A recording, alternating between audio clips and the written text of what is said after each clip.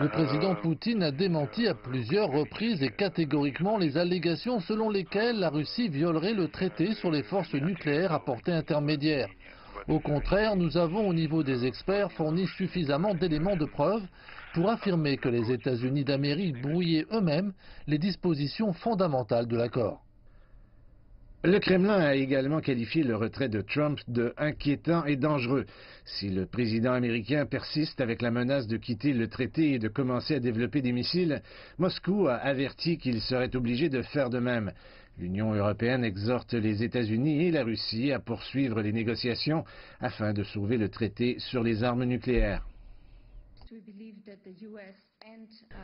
Nous pensons que les États-Unis et la Russie doivent rester engagés dans un dialogue constructif afin de préserver le traité et d'assurer sa mise en œuvre complète et véritable, ce qui est bien sûr crucial pour la sécurité de l'Europe et de la planète.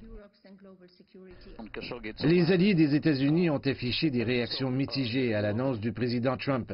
Le président français Emmanuel Macron a souligné l'importance du traité dans un appel téléphonique avec le président américain.